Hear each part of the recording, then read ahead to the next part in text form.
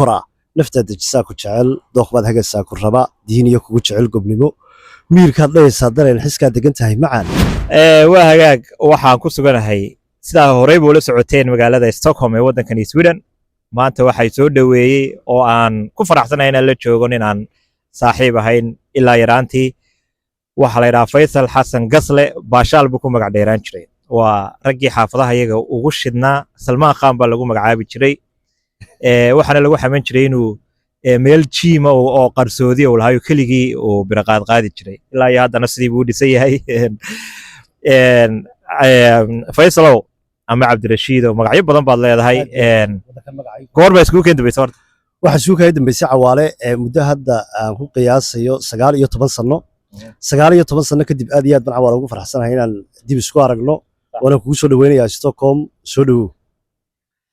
inagu waayo badan baa soo marnay heesahaynu wada dhageysan jirnay filimaantii hidiga af Soomaaliga baan ayaanu wada daawan jirnay bariya dhaweed waxa igu maqaalaa inaad xitaa in suugaan dhaadheed noqoto abwaan noqotay oo aad waxyaabo tirisay bal hadda wax yar nooga sheeg abwaannimada horta abwaan ma yihi laakiinse fanka iyo suugaanta wax way iga bilownaayeen inkastoo hadda aan ku badanahay waxyaalo kale oo ka qiimo badan laakiinse haddii aan wax yar kaaga soo qabto way jiraan kuwa aan leeyahay oo ma taqaanaa aanan dadka la wadaagin inta badan laakiinse mid baan kaaga soo qabanayaa hadda aan maanta anigaad ila wadaagaysa aad iyo aad dareen hufan maanka dhayo dulqaad badan uur ka xalan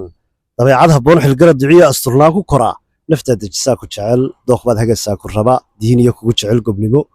miirkaad dhayaysaa dareen xiskaa degan tahay macaan waxaad ii tahay dabiib dictoria ruuxi dhaya dad iyo xiisaa galgacal qofaan hele diiriye ka garay wejiga dareen farxadoo ii eeg istoonka iyagaa jantiyaystaa dihintaa dhabtay dawada caashiqo harta waxay doontaan u huray waxay dalbataan hel idhi waxaan daabaceen qoryo dastuurada